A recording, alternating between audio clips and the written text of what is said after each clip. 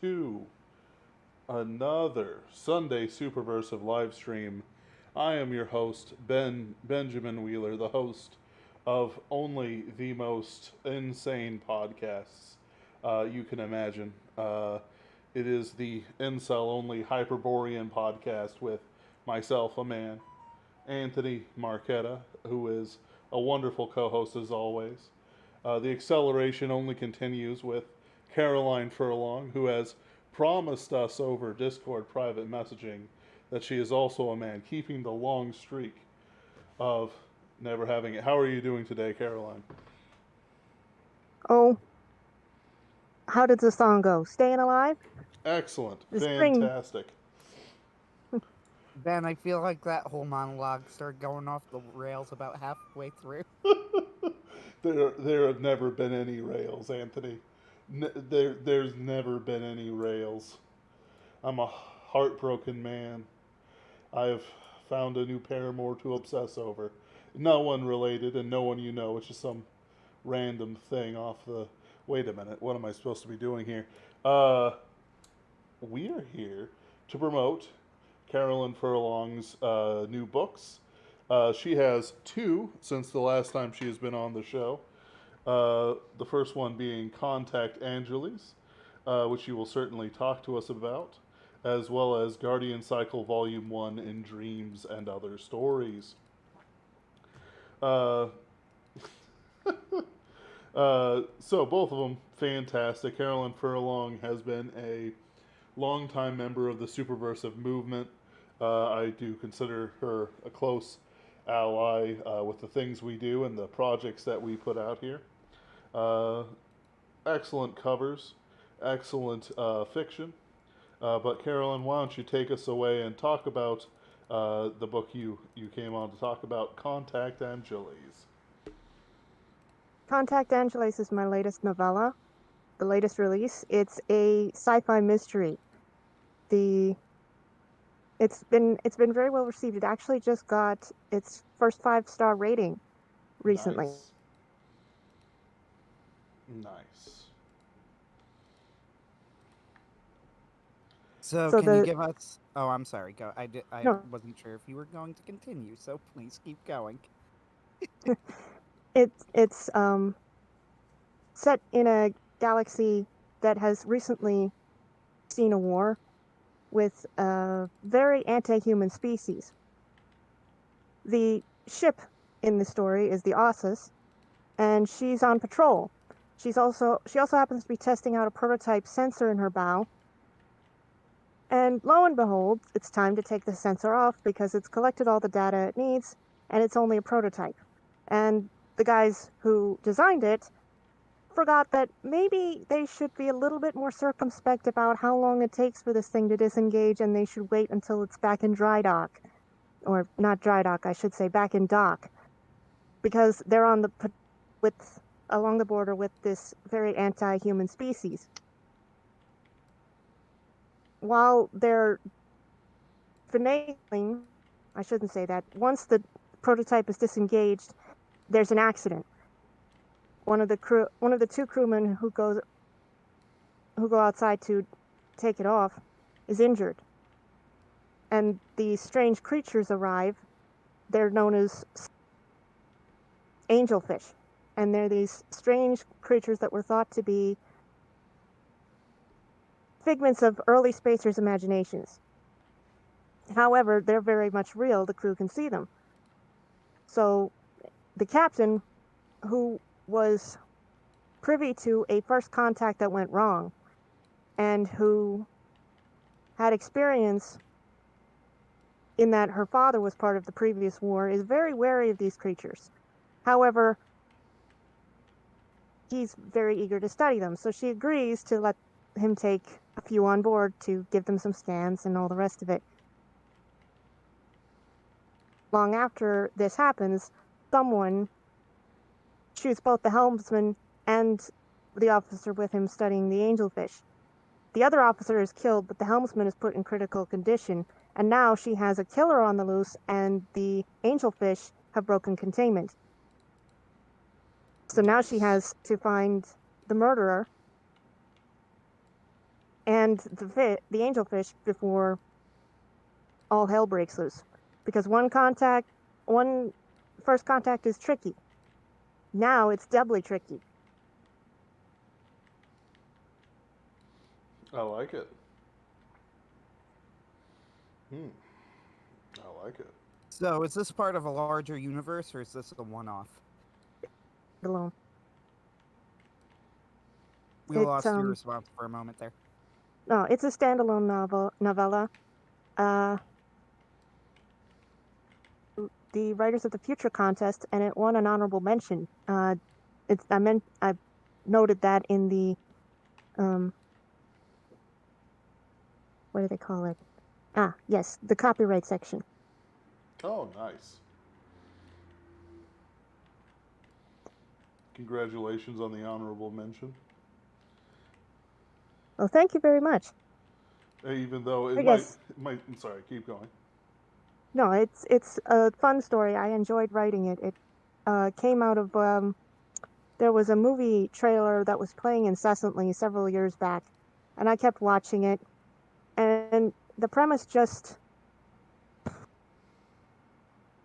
rather annoyed me after a while. It was like a bit more interesting than that. I have nothing against horror, which was what the genre of the movie was, but I can't watch it. I can read it, but I can't watch horror movies very often. And this one, I just kept seeing glimpses of the trailer, and I thought, if you took the premise and twisted it around just a bit and fixed it up like so, the next thing I know, Contact Angeles is spiraling through my head.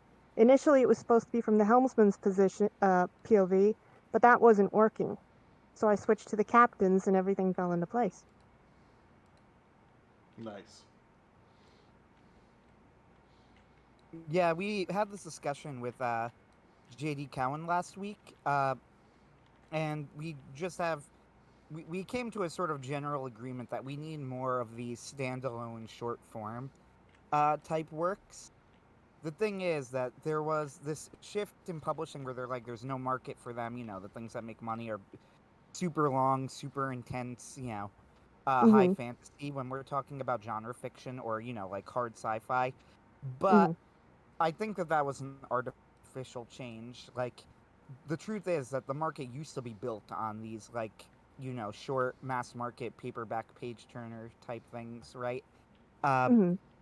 Famously, like, they would have these racks set up by the cashiers of paperback books.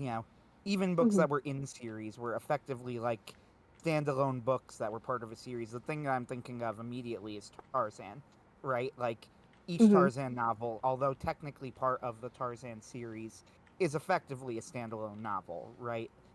Like, and I think that we need to get back to that. So I appreciate that you said that this is not part of a series. I actually like that more. Thank you very much. And I like series, and I don't mind long form. Something to be said for certain ones that are just, they come out in one short form, and who am I to deny them? Sometimes you can lengthen them, but sometimes they're fine, short, sweet, and simple. Yeah, we had this conversation about Orson Scott Card's Ender's Game. I've never read the novel that Ender's Game turned into, which I know is well received, to be fair. But I did read the novella, and even knowing the twist ending of Ender's Game, and I just knew it because it was a very, very famous twist ending. Like, I hadn't looked it up or anything, I just absorbed it at some point in, reading around sci-fi and whatever. Even knowing the twist ending, the novella version is incredibly powerful. And I wouldn't change it. Like, just thinking of myself, like, that is a story that I'm thinking to myself that's already just about perfect. I don't see why, like, what value I would get out of expanding this world or these characters, because the power of Ender's Game is in the point that it makes about war, right? And there's a lot of genius, really brilliant philosophy that he goes there, because the idea behind, not to turn this into an Ender's Game discussion, but there's a point here about, like, expansion of works that I'm trying to get at. the idea behind Ender's Game, the philosophical question it asks is, well, first the sacrifice of one person and his morality for, to protect everybody else, right? Like, so Ender is a kid, sure, but this was a war against what is apparently, a monstrous alien species that we were losing. So, like, that this one kid loses his childhood, isn't that worth the cost? That's one thing. But there's also the fact, and this is the interesting part of Ender's Game, is the twist, which is that for most of the story, Ender doesn't even realize that he's killing real people. So doesn't that make it okay? Didn't you just have your cake and eat it too? Is sort of the question being asked by Ender's Game. You've eliminated the alien species, and also you haven't morally, you haven't done anything morally to Ender because he wasn't doing anything wrong, and we're old enough. We made that decision, right? Like, Yeah, he was just playing a game. he was just playing a game, which means that everybody wins. Ender hasn't dirtied his morals. He has nothing to worry about. We're old enough to make the decision. We know that we have to, so we made it. We've saved everyone, so it's like supposedly a win-win-win. And of course, that's not the feel of the ending of Ender's Game. The ending of Ender's Game is quite horrifying. When you hit that little twist at the end, which, by the way, is almost not even framed as a twist, almost like an inevitability. Like, they go up to him and then they're like, so you know that they're real, and it's just kind of like, yeah, you know what, that makes sense, right, as you read it. But it's the Yeah, because inevitability of he's it. so smart. I don't really see what could be added to those messages and to the framing of the story that expansion would have helped with. I haven't read the novel, but I have no interest in reading the novel because I've read the novella. Uh, it's like, what else could I get out of this? Like, expansion of the world? Like, the world of Ender's Game, frankly, isn't all that interesting. It's fine. It does its job, but it's not that interesting. It's a generic sci-fi world. The interesting part is the philosophical question that's asked by Card in the story and the extremely effective way that he makes his point about war and the horrors of it. Well, I have read the Ender's Game novel, and I have to say the first 7 chapters were very hard to get through. Everything after a quick read for me, but everything up to and through chapter 7 was a bit of a slog. I'm not surprised, because that would have to To be the finish. part. That's the world building that Orson Scott Card, if you were expanding it out to a novel, would need to expand upon. Well, I haven't read the novella, so I can't say for sure. It probably is. I did read the sequel, Ender's Shadow, which is about Bean. I don't know if he should have been in the novella. He was, yeah. He was a Yeah. minor character, but he was there. That one was interesting and fun right out of the gate. I did have to stop in the middle because of the implications of Bean's past and conception, because that took a few minutes, a few days to sink in and go, okay, now I can read this again. But that was a much quicker and faster read. Might be because Ender kind of drove me nuts after a point, but Bean, I'm not sure precisely why, but Bean was much fun to read along with. Yeah, like while I'm with Anthony, that the world isn't that interesting, especially once you take it away from like the sci-fi setting and make it a political thriller on Earth. I don't really agree that the first 7 odd chapters are a slog. To me, it's all kind of the build up for what's going on psychologically and whatnot. Oh, that Especially in I can't really say you're wrong, because again, I haven't read the novel. I'm just telling you that having read the novella, it's hard for me to imagine improving on it. You know what I mean? sure, And I'm glad you enjoyed the first 7 chapters. I don't know why, but it was a bit of a slog for me. yeah. There's certain things that I think are important within, um, especially to do with psychopathy, creative thinking, and general like social situations. Um, like it's it's as much the making of Ender as it is anything else that they get up to. Um, but we're pretty far away from where we need to go, and I can't really find a good way to segue into it. So I'm just going to derail us and put us back on Contact Angeles. Um, this is pretty interesting stuff. Uh, I absolutely like to hear a bit more about it, especially since it is a standalone sort of thing.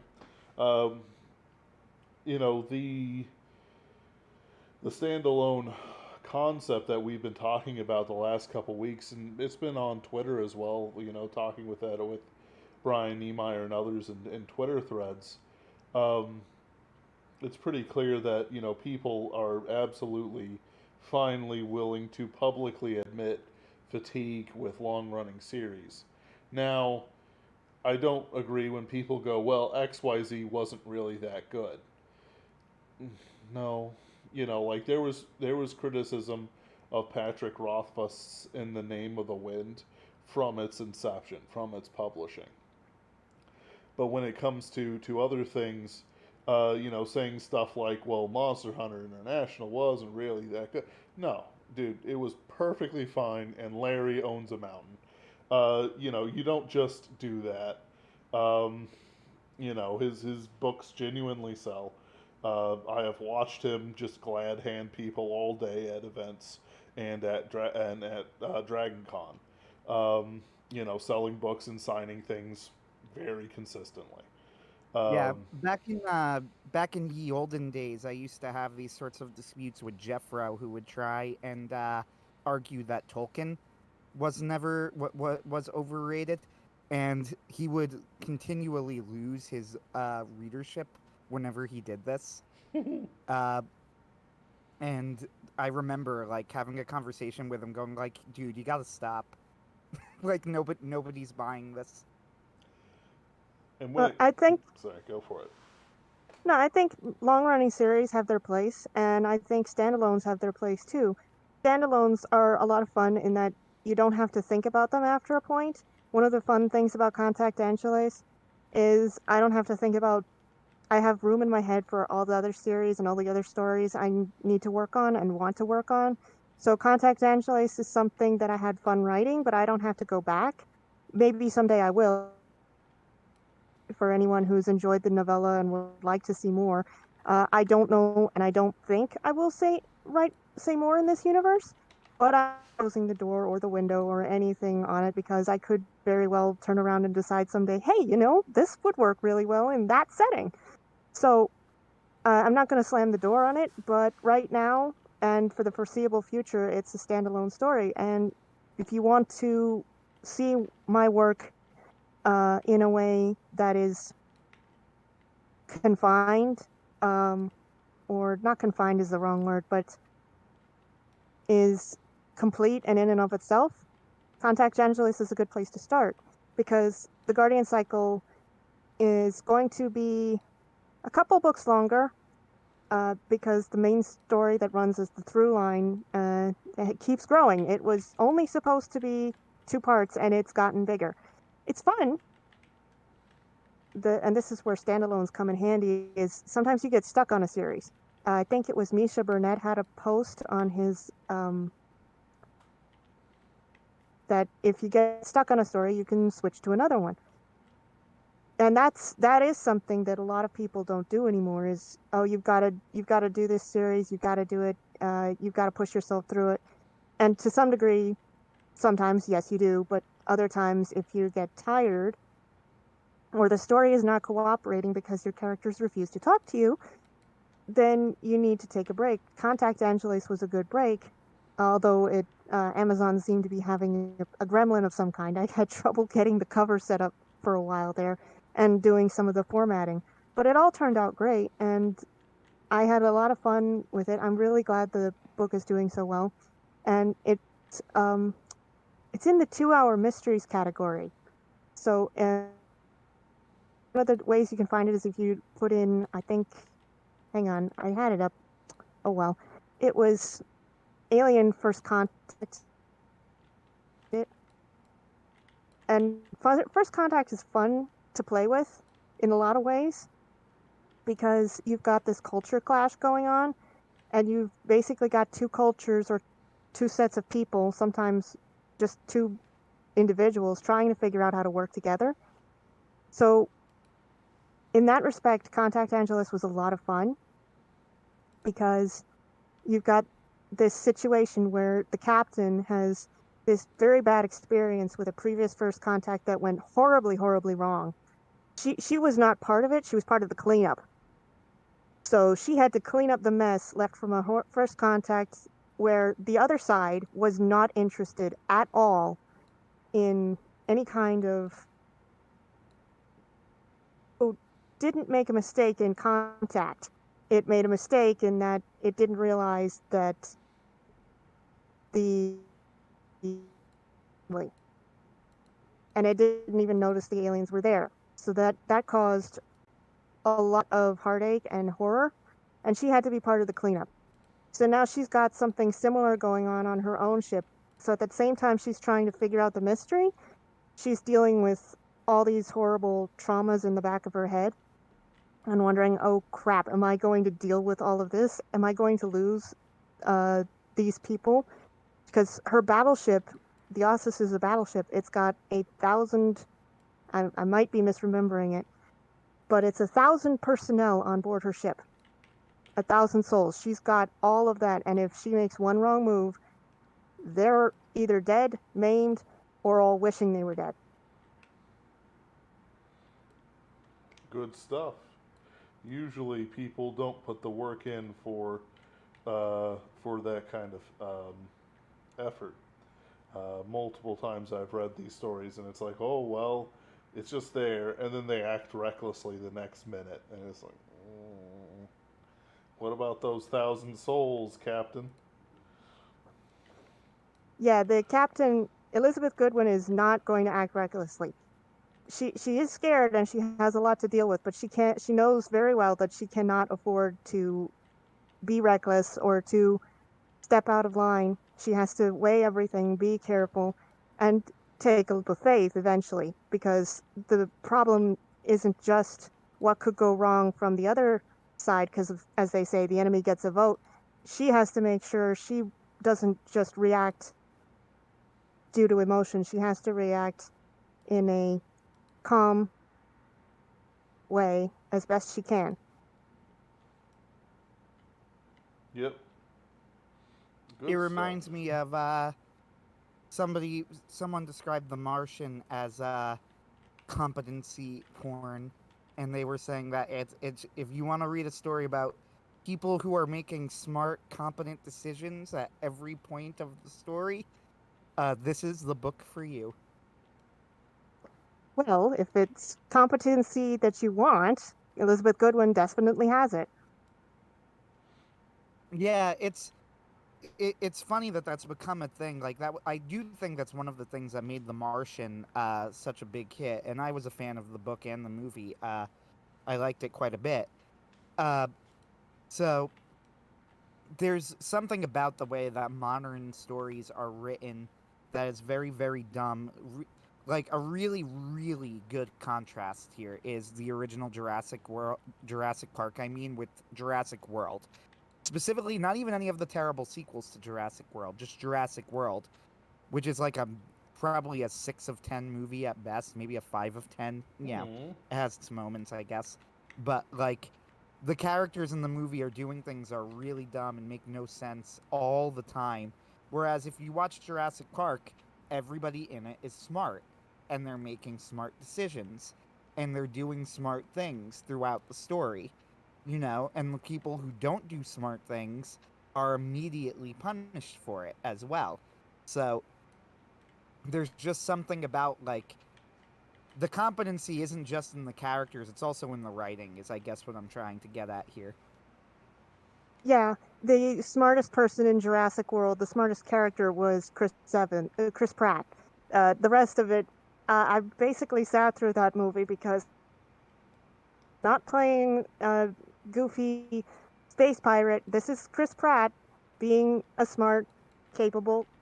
I still can't stand the girl they got to play as love interest. She was she was the worst offender when it came to competency in the whole film.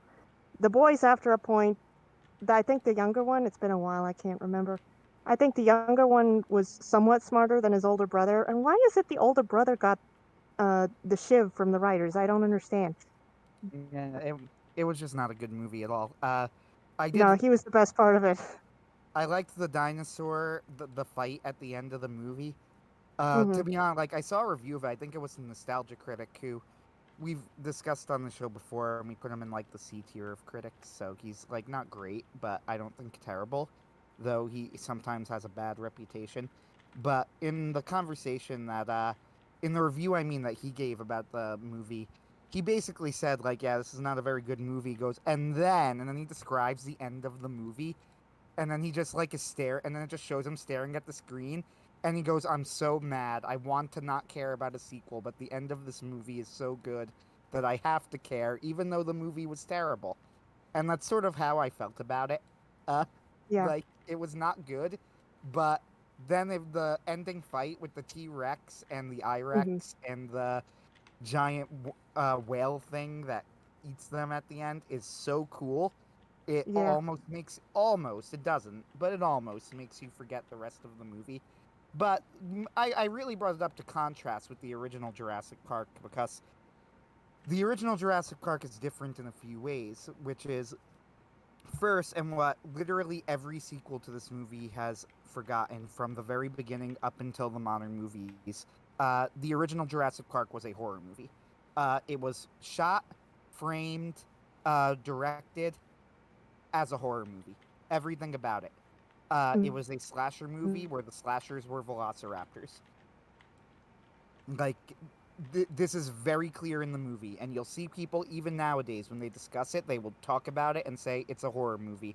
And my original reaction when I heard people say that was, that doesn't sound right, until I rewatched it again, and I'm like, no, that's completely correct. It's not an action movie at all. It is a horror movie.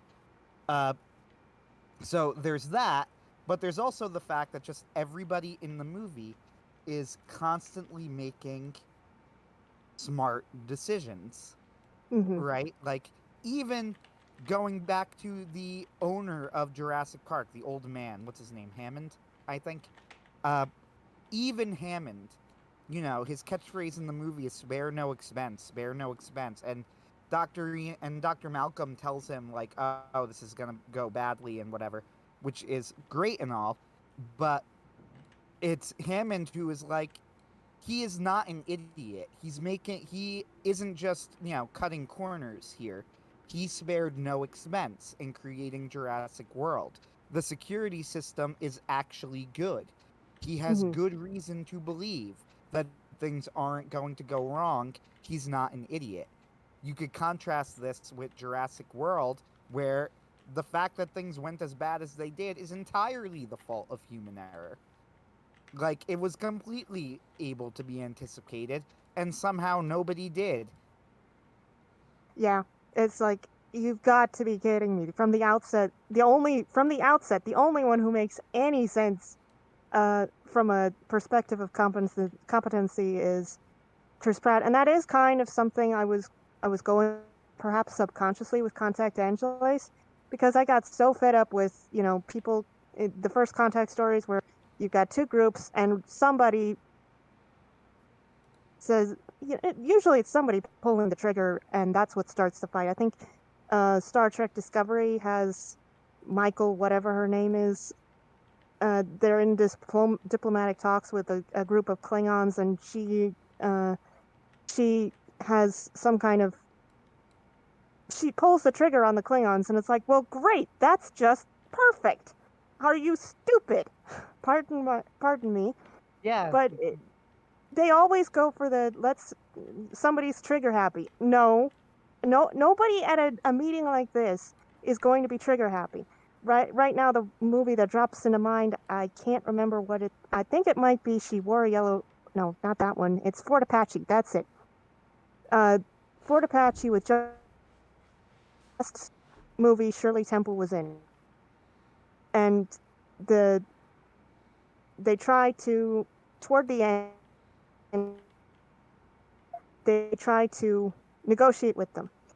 And the negotiations go downhill because the commander of Fort Apache won't accept the Apache's terms, and he then goes and insults them, and you can see the interpreter, even though he keeps a straight face, is translating the commander's words, and he's thinking, great, we are all going to die.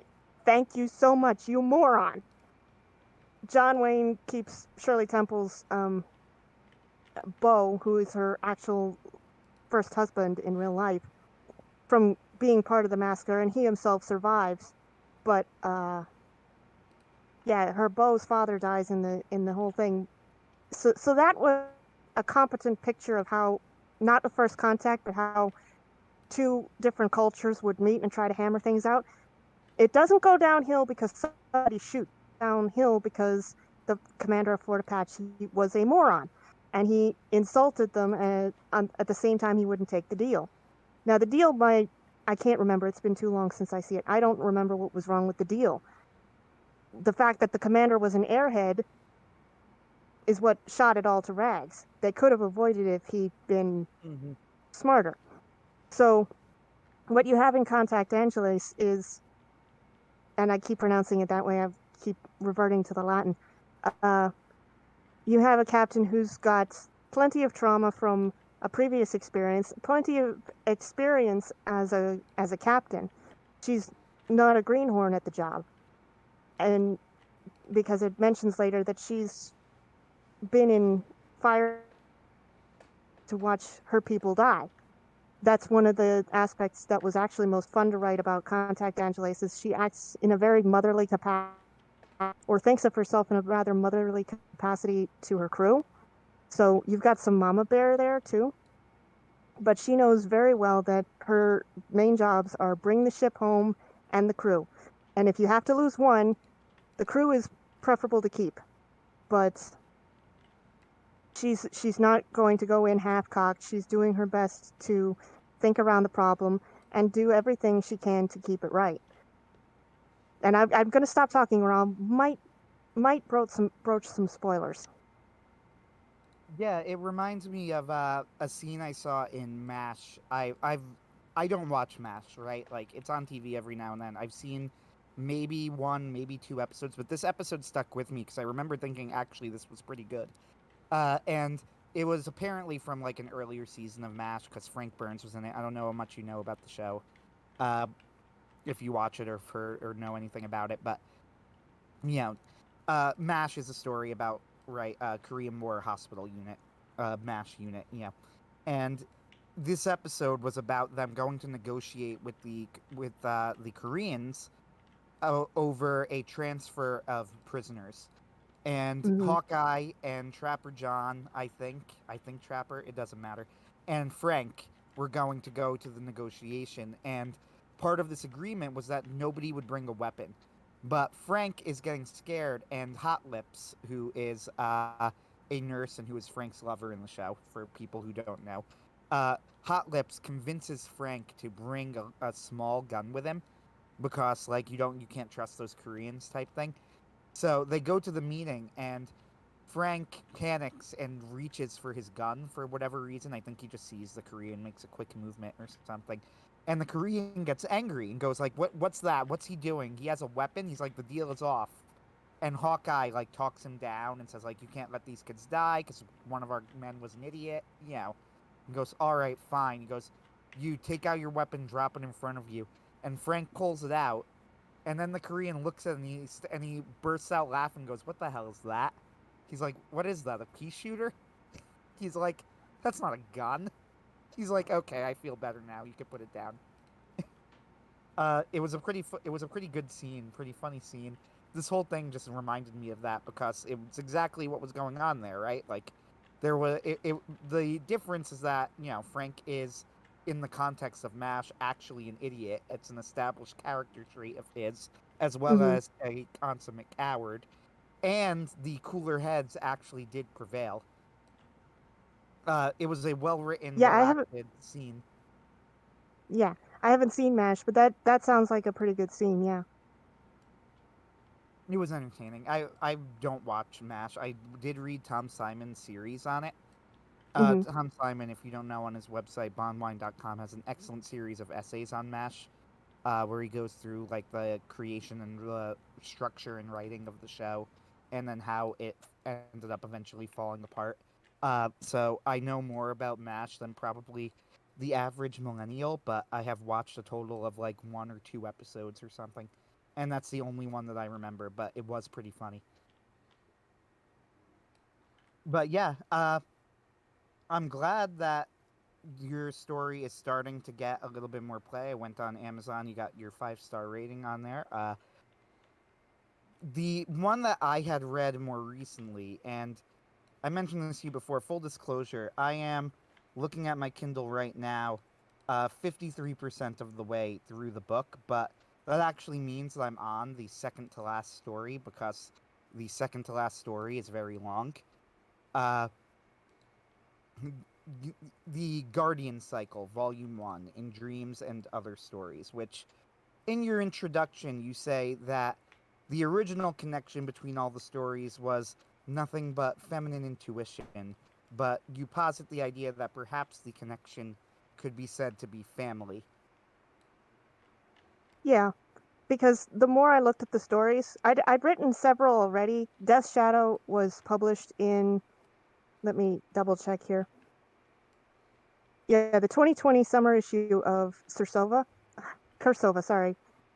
And so that one has a father who's got a debt to pay, essentially vengeance. Memories of Mars, again, you have a father with talking to his children. The Fishing Wheel is more told from the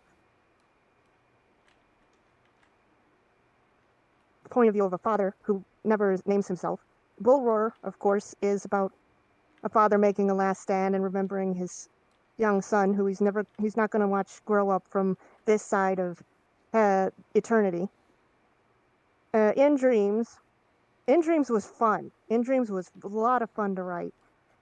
That just tumbled into my head one day, and I wrote it out.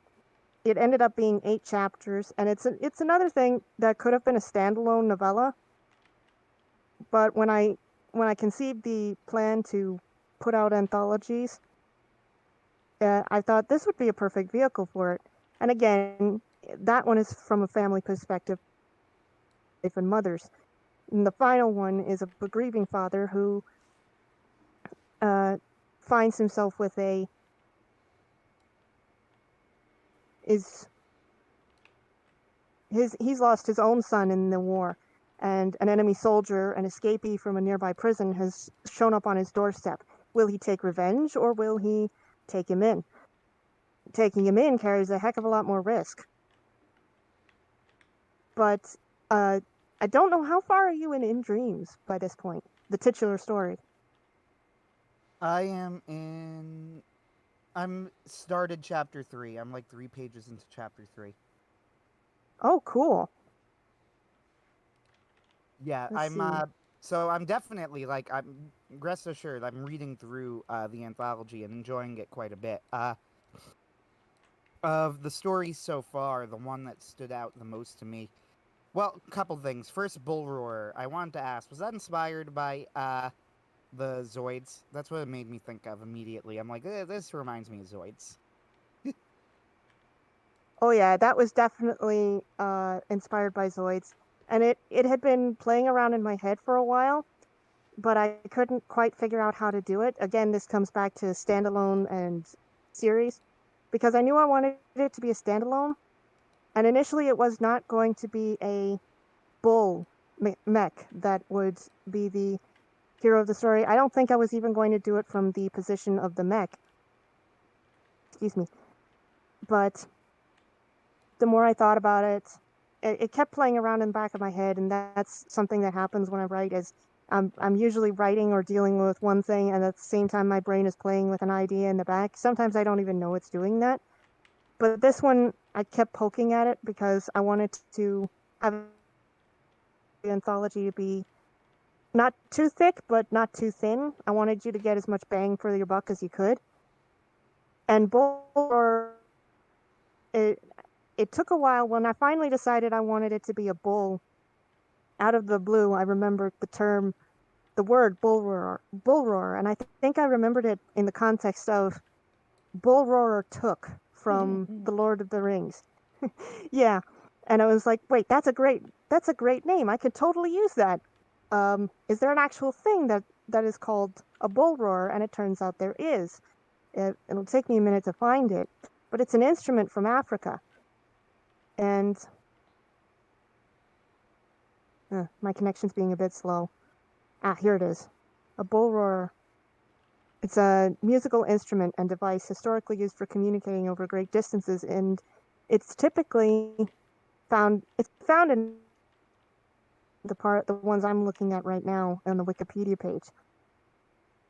And as soon as I had that, I figured out, okay, that's my story, because it included a last stand against, well, monstrous invaders. Let's put it that way. I don't want to spoil it for the audience. But the initial last stand was supposed to be a commander staying behind to protect his men, and it was supposed to be from the position of one of the men watching essentially his commander die. And that wasn't coming out right. So when I finally figured out that it wanted to be a bull, the story switched, and it ended up being from a father's position, and the point of view character ended up being the bull himself. But yeah, that was heavily influenced by Zoids, because I've always loved that anime, and the idea of giant mechanical animals you can ride all over the place. So the setting always changes. Lupus 1, which title story in Kursova's 2021 summer issue, was also heavily inspired by Zoids, and I still love the artwork they got for it. The covers is fantastic. The interior illustrations are beautiful. I still have my copy. I still love it, and I still drool over the cover, to be perfectly frank. Yeah, of the stories, that one stuck out to me because I read it and I was like, oh, that's Zoids. Like, I remember Zoids. The other one that stuck out to me was the Fishing Wheel, which I really enjoyed, and the reason that I for an admittedly selfish reason. So, the Fishing Wheel, to give a quick summary without spoiling anything for people who are listening, is about what appears to be some sort of like either magical or sci-fi ish like diner restaurant that appears to draw in people who need help. And in New Jersey, so New Jersey can very well be said to be the diner state. Like, diners basically originated here. Uh, and we're very famous for our many, many diners. For years, the diner that used to appear on all of the Christmas commercials that would show, the Hess trucks and whatever, was Bendix, which is a diner in Bergen County, New Jersey. And we were like the original diners as well. Not the restaurants, but the ones where it's like literally you walk in and the entire place is, 4 seats at a bar table with a short order grill behind it, right? Mm-hmm. So I had this idea for a while, nothing that I ever decided to write down, but of some sort of magical, or sci-fi-esque diner that, like, if you were driving for hours at night, and you need a place to stop, like, it would mysteriously appear and you would go in and get advice or something like that. And reading the Fishing Wheel made me go like, oh, this is kind of what I had in mind, except that you actually wrote it. Now, I don't say this to take credit away, of course, because as any writer worth their salt knows, ideas are a dime a dozen and worthless. It's actually executing on an idea that matters, and I quite liked the story. It's interesting because there's a lot of intrigue in what exactly this place is. and how it works. But at the same time, I think it gives you enough to understand what is going on. So what was your vision for this, I guess is how I'll put it. How did you decide that this was what you wanted to do with this idea? Well, the idea had been in my head for a while too. I would have to say one of the big influences for it was probably Andrea Norton and her portal fantasies in the witch world. I think one of her other stories that might have inspired it was Mousetrap. You can find that in the Many Worlds of Andrea Norton, and there's an alternate collection. It's known by an alternate title, but you can find it on Amazon. But Andre Norton, which world you said? That's her most famous series. Yes, that's her. The protagonist is Simon Tregarth. He's a World War II veteran, and he's being pursued by some people he ticked off in the black market. So he has to escape them. The way he does it is he meets a fellow named Dr. Petronius, who's known to make people disappear, people who are hunted. And it turns out what Petronius is doing is he's guarding the Siege Perilous. Now, the Siege Perilous in Arthurian legend is... there's two ways it can go for you. It can burn you to ash, or it can transport you somewhere else. Andrea Norton went with the transport you somewhere else. So Simon Tregarth sits in it just about dawn, and he's transported to the witch world. So it's a very good story. It's one of my favorites. Not my favorite witch world. That would have to be the first one I read, which was Werehawk. But was her where you can't quite tell with the way she would have her worlds and her settings, where you can't quite tell if it's magic, you can't quite tell if it's mysticism or science. That was always attractive to me. In fact, when my mother and I sat down to watch Guardians of the Galaxy, the first movie, when you see Peter Quill walking through the ruins and he takes out his gizmo to reconstruct the past with the scanner, she leaned over to me and said, this reminds me of the witch world, and it really does, because that particular first scene is very evocative of how she would do her world building, where you've got these ancient ruins and you can get these kind of, we would say, vibes today. It's very mysterious, and you wonder what's around the next corner. Or are you going to find some kind of ancient relic or something? Now, he doesn't quite... he starts playing his Walkman and dancing around. That's a lot of fun too. But that first scene, if you want an idea of what Andrea Norton's writing world building is like, that is very close to it. So that was one influence. The other influence was one of the songs that gets mentioned in the story. The song is one of my favorites. So one of the things when I was playing it over and over again was I had this idea for this couple, and that they would be dancing, and then they go from the light to the shadow, and then they don't come out on the other side with the lights. And I tried writing it one way, and it would not come. It just didn't work. So I got frustrated, and I put it aside, and thinking about it, because that is one of my favorite songs. So of course I played it a lot, and I ended up thinking about it when I would play the song. Finally, can't remember how it happened that the narrator would become first person and that he would be telling the story. Except that I do like those kinds of stories where you get a third party who tells you how it happened. And I like local color stories. The local color I was going for there was Southern and Louisianan, as best I could manage it. Yeah, I mean, being neither Southern nor from Louisiana, like, as if they're two different things, I couldn't really tell you if you got the voice accurate, but I can tell you that it did not take me, a Northerner, out of the story. So that's very to hear. That's at least better than the alternative. Yeah, because sometimes local color is a bit too much. But local color, and the next thing I know, he was starting to tell me this story, and it just kind of grew out from there. So, but that original image of them in the lights was the big motivator. And the way the diner works is I can't tell you. Is it magic? Is it science? I don't know. That's up to the fishing wheel. Yeah, as I read through the story, it strikes me that this idea alone could carry an anthology. If I'm trying to think of how to put the word, how to word it precisely. Uh,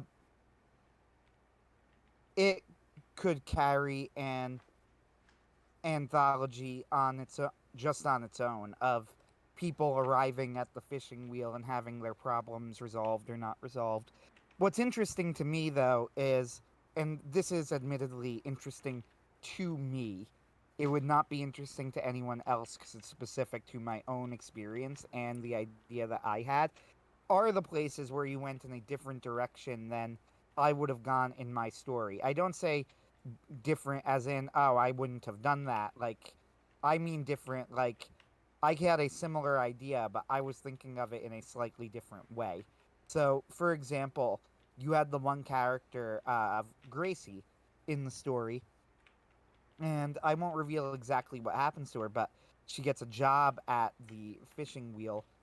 Uh, and my thought was, I find it really interesting that she can go back, like that you could just stay there, that you cannot leave, you know, like, because in the version that I would tell, I would have done it as, and again, I say I would have, not like the way that you did it was wrong, just this is my conception of a similar idea when I was thinking it through. The way that I would have probably done it is had it be a sort of place that was like an urban legend,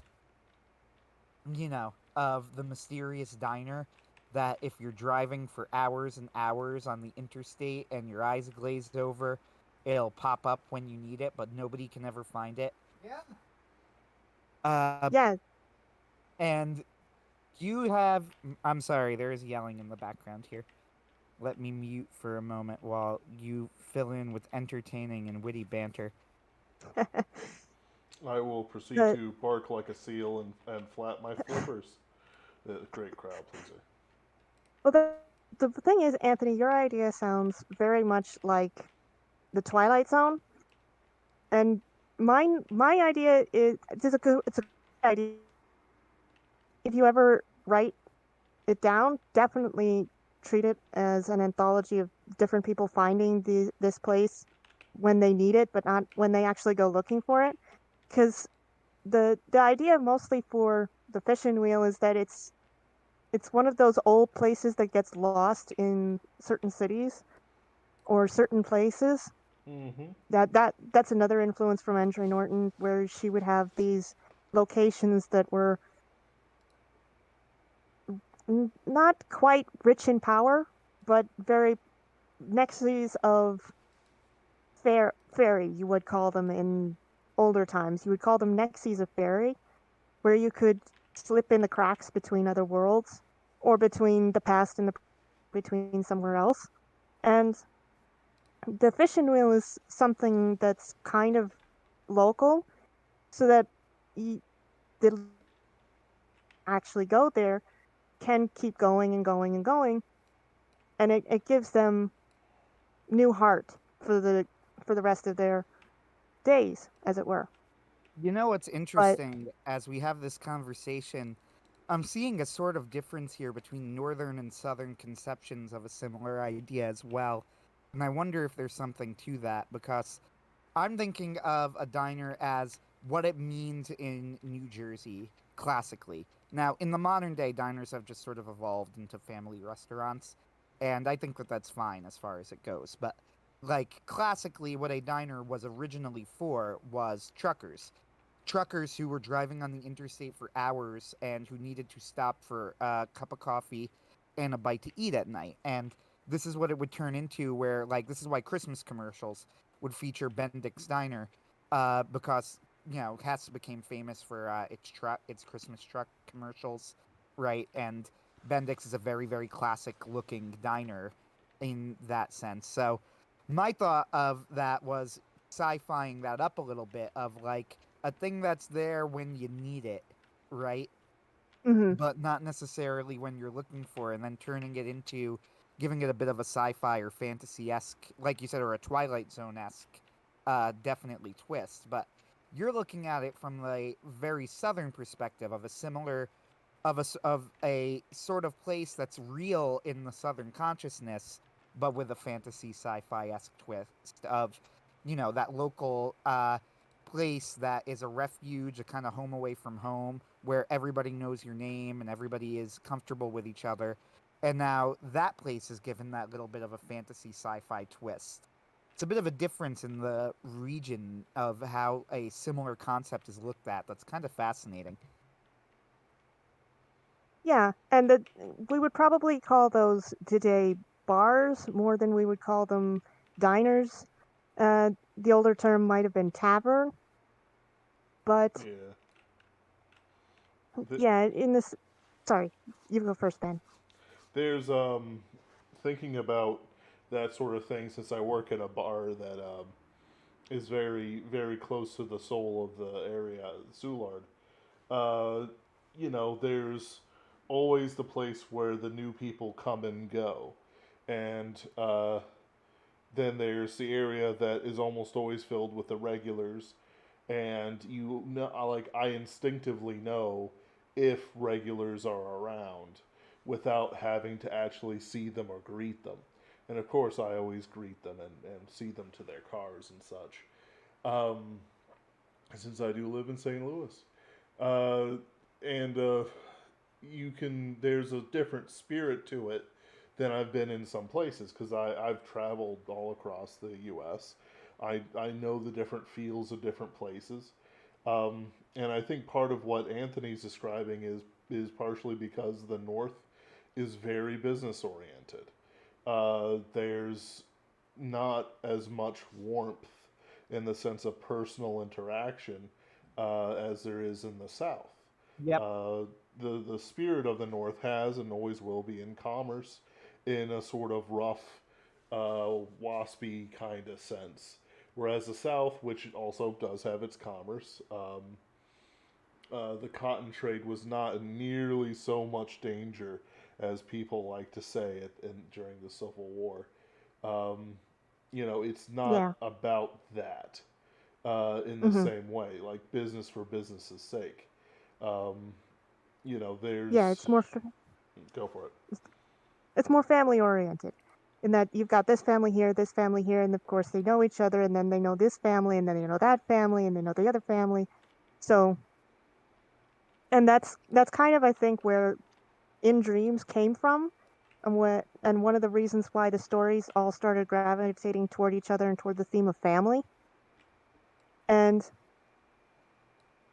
so yeah, that's pretty much where it was coming from too, with the fishing wheel. It's very much like what you described, because I've been to these kinds of restaurants, not usually never at the bar, I don't think, except maybe to pass it, but there's always an attitude that even though you're regular or you're just in, that they still serve you and treat you well. There was one time went to a local restaurant with a family, and the waitress, I think she called him, he was my uncle, she said, "Oh, hun, that's wonderful." Or maybe she was calling me that. There was another restaurant when I was growing up that was great. I loved going to it. It's been changed over now. I haven't been to it in years. There's a new franchise there. But I loved going there. They had, most of what I remember is they had rolls that were glazed, and I would eat those up. I loved those. But the staff was always wonderful. They were always, because we were regulars, my family, they'd always say hi. And sometimes they'd talk to me too. And that, I think I absorbed it from that. So that's kind of the area that affected the fishing wheel and the general culture that you see there in the story now. Now, what's funny is that a Bendix-type diner did actually show up in one of my Pinkerton's Ghost stories. I've been very open since we started Pinkerton's Ghost. One of my main motivations was showing off the diversity of locations in New Jersey, because I've always been like, I've always considered that what's happened to New Jersey and how terrible really it's gotten here is artificial, right? I actually love New Jersey, and I've been clear about that. I think that our politicians have killed it. Politicians, immigration, all sorts of different things, right? But like New Jersey itself, I think is a very interesting place, and I've always made a big thing in Pinkerton's Ghosts of trying to show different aspects of New Jersey. So I very deliberately in season 1, like went around the map and had one set in the inner city, and I also had a story set on a farm, and I had a story set in on the shore, right on the boardwalk, and one of the stories from season 2, a diner that was a Bendix style hole in the wall diner did actually play a role in the story, but the ironic part of this is that in this particular story, the diner ended up just being a background setting, and there was nothing supernatural about it at all. Uh, Despite the fact that Pinkerton's Ghost is a horror anthology series, uh, it just ended up being there was a highway chase sequence, and I needed a spot for a convenient spot for Sean, the main character, to stop, right, and for the shootout to commence. And I said, if they're on a highway, it would make sense if there were a side hole in the wall diner on the side of the road. So I forget if I even gave the diner a name. I don't think I did. I just mentioned it was a diner, and a shootout took place there. I only mention this because, like, I'm thinking I should, it's something that would make sense in Pinkerton's Ghost. And I'm like, well, I did have a diner in Pinkerton's Ghosts, just not in the way that you might expect based on this conversation. But yeah, like, I think the utility to me of it's taking something, a function of the diner that is real and slightly insubstantial, if that makes sense, or slightly, if maybe insubstantial is the wrong word, intangible perhaps would be better, or transient, yeah, a property of both in the fishing wheel story, and it's a different property, but it's a real but not concrete property of what that restaurant brings, or that sort of restaurant brings to the table, that you're turning into a concrete property of it using magic or sci-fi science, right? And I had a similar idea of like, so what is the transient concrete property of the hole in the wall diner? Well, I think what they represent on a more abstract level is, you know, help for the weary, aid, food for the hungry, aid, rest for the weary, right? Open 24 hours. You have that buzzing neon sign that with a little coffee cup on the front of it, right? Yeah. And the idea is that you could be driving for hours and hours and hours, wondering where you can possibly stop, where you will find rest, and there is this diner, and it's not much. It's not going to solve your problems, right? But maybe it'll give you what you need to keep going and finish your job, get back home to your family, even eventually, if you're not driving with them, as many truckers do. And that's the transient idea that I would, if I were to do a story of a similar type to this, would turn kind of permanent with magic, if that makes sense. And I think the transient idea of the fishing wheel that you've turned kind of permanent with magic is the idea of the local neighborhood joint and what that represents to a community. What that represents in real life is a real thing, but it's not it's not a physical thing. It's not a thing that you could say, like, it's not the literal reason it exists. It's the reason it exists in a more abstract sense, whereas you've turned it into the literal reason that this place exists is to fulfill that mystical function that sort of place is already filling in the community. And I think it's also true that Pinkerton's Ghost is about downfall of America in a lot of ways, or at least the decline of America. It's something that we always keep in the background of what we're doing. That uh, we're talking about an America where the old things that are coming out because the things that used to keep them in bay have been lost or collapsed. That the evil is getting stronger, that the good is getting weaker, type thing, and we're losing these sorts of hole in the wall places, right? Like, these Yeah. locations are not as common as they once were. They're certainly more common in the South than the North, but even a place like Bendick's Diner, which represents a very different thing than the fishing wheel does, right? In the story, Bendick's Diner doesn't really fulfill its original purpose anymore. It is, if anything, a tourist attraction more than anything else. It still exists. You could still go there, right? That picture that I posted in our thread uh, is a modern picture. It's not an old picture, but there is a very real sense where Bendix is like, it's not it's not fulfilling its original purpose anymore. It just exists because Hmm. the people who own it are still making money.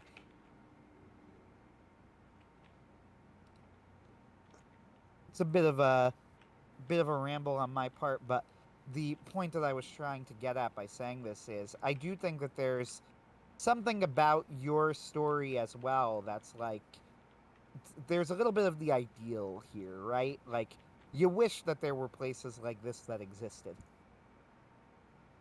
A little, yeah. But this makes me wonder what you thought about Death Shadow. Because Death Shadow is a very it's I won't call it horror, but it was one of my that was an interesting story to write, and I had fun with it, and I wonder what you think of that. Okay, I had to go back to the first page because I couldn't remember the title, but now I know what story it is. Uh, Death Shadow, I enjoyed it. It was a good, interesting story. It's another one that I think it would have fit in fairly well with the Pinkerton's Ghost universe. So, since I don't want to spoil things that you might not want spoiled, maybe you should explain it to the audience briefly before we discuss it, so that I know what I should and shouldn't say. Well, the main point of Death Shadow is the lead is a veteran who how to say this. I don't want to give that a part away. But he has a debt to pay, and the way he does it is he can see when someone is about to die. Now, sometimes he can tell that the person is going to die till death, and there's no way to stop it. And that's sad, but it's not something he can do. But when he sees something, he doesn't always have to take care of himself, but there are times when he has to take care of it, because if he gets to continue living, he has to make sure other people live. Now, that doesn't mean he kills the people who are going to kill the victims he's protecting, but it does mean that he has to fight. And it comes from a place in his soul that he isn't sure he can control. That was the fun part of writing Death Shadow, is it's not the outer conflict that really was fun for me or motivating. It was the inner conflict of, what am I doing? He's struggling with this inner emotional turmoil from what he's doing. He knows when he can't go and let someone else handle it, and when he has to handle it, and it bothers him a lot on the interior. So the external uppermost, it's the internal conflict with how he deals with it and how he learns to understand that, no, it's not, you've got the wrong end of the stick here. Which totally makes sense, that nobody's blaming you, but that's not the big issue here. Yeah, the interesting part of Death's Shadow to me was mostly trying to work out as I was reading the story how all of this started. Uh, because it's clear that we're walking into the middle of what was a very long conflict or a long, a long story for this character. Mm-hmm. Yeah, But he was. Yeah, I'm sorry. Go ahead. You finish first. it's a while, so he's had a chance to deal with this for a while. So it's both reached a point where he's throwing up his hands. I don't understand anymore. Why is this happening? So I did think. Here's what I will say. I did think that the character conclusion he comes to at the end is an interesting one and rather important.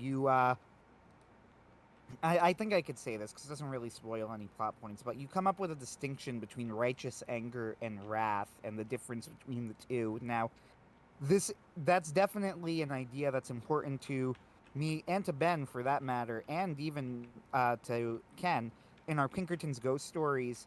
It's something that we're struggling with. So there is a balance that is Hmm. very, I will freely admit, it's very, very hard to admit in modern, or not admit, it's very hard to hit in modern media, at least. And from my perspective, of when is how far is too far? At what point have you hit the point of this is, you know, th- this is not an acceptable way for a good man to act, Hmm. right? And modern media, infamously, modern media has completely lost its moral compass. It has no idea what the difference between good and evil is. Yeah, And there are so many examples of this. The most obvious one to me is I was watching Mahler, who is a YouTube critic, his review of the Black Widow movie, and in the movie, now, which by the way I have not seen, but so forgive me I if haven't I seen am it either. We're wrong. good. Yeah, in the movie, at one point when they're rescuing the Red Guardian from prison, they bury the prison in an avalanche, and then they whoop and cheer as they escape. And Mahler makes a point here where he pauses and he goes, I want you to reflect on just how thoroughly they have destroyed Natasha Romanoff's character in this moment. She has just murdered an entire prison full of people, and not just murdered them, but caused them to starve or freeze to death. Or And suffocate. yeah, or suffocate. And she literally does not care. She does not bring up the idea, right? They go, and he goes, and I want to be clear for a moment. If you think this is acceptable, either because there are prisoners who are dying or guards who are dying, you do not have the level of moral intelligence of Coastman Pat, who was a children's character in Britain, apparently. Uh, Yes. uh, he's like, this is absolutely phenomenal that professional writers wrote this and put it on screen and genuinely did not realize that Natasha has just done something absolutely horrific. And like that's the key here. They don't even know that what she did was like if you were to tell them, well, what about the murder Natasha committed? They would look at you funny and go, "Murder? What murder?" Like they wouldn't even get it. Uh, and No. that's a really, really horrifying thing. And I had a point to make here, but not for nothing. This is even to contrast with earlier in the MCU. One of my favorite scenes in the entire MCU, which I've never seen anybody else ever mention, but I loved it at the time, comes from Age of Ultron, where they are discussing what to do about Sokovia crashing into the ground. And they basically tell Captain America, we're just going to have to accept the casualties because the alternative is the entire world dies. And Cap literally says, no, that's not happening. Like, Yeah. he doesn't even consider the idea. Like, they tell him, I'm but, not like, leaving this we're all rock going to with one die. And civilian Cap's left like, on it. no, nope, we're not leaving. That's not going to happen. We're going to figure something out. Yeah. I'm not leaving this rock with one civilian on it. Yep. And that Yeah, exactly. I've is never my seen favorite anybody movie. I bring can that quote up, it and it was very always well. Mhm. I've never seen anybody bring that moment up, and it was always like I remember watching that and thinking that was a really great character moment for Captain America. And it's something that like the modern MCU, that's one of the main things that it lost is this moral sense. You know, Yeah, and yeah, that was so like second nature in Age of Ultron, right? In Age of yeah, Ultron, you know, literally like what I loved about the response was how sudden Captain America responded. Like he doesn't even hesitate. They tell him like you're gonna have to die, and he's like, no, that's not happening. Like yeah, like it's like no, it's not. We're not letting that happen. right. And that is something that superhero comics and cartoons and movies get criticized all the time. Oh, they never kill the bad guys. Well, part of that is the censorship laws that were imposed on not just comics, but cartoons and movies and all the rest. Because you go to the Orient, and one of the things someone was just showing me clips a little while ago of a movie called The Tiger from Korea. And you see the tiger, and he's mauling all these Korean, or yeah, these were either Korean or Japanese soldiers, because this is in the Japanese occupation in 1914 of Korea, I think. I'd have to double check. It's a period drama, but the tiger is going around and he's mauling these people and he's tearing them apart, and you see blood spurting everywhere. And this was something that you see it in R and X-rated movies now, but that it's very much split from the main venue of entertainment. So you don't bring your girlfriend to this unless she's into this kind of thing. You don't bring your children to see it unless they're old souls and they can handle it.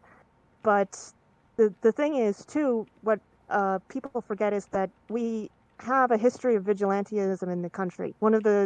I was recently looking it up, the vigilantes in 1851 in San Francisco and 1856, the vigilantes in the Battle of Athens in 1946, 1947. Mm-hmm. We have these moments in our history, and these are just the big ones where you can say, okay, there was a vigilance committee in San Francisco because they had a name. They had 700 members.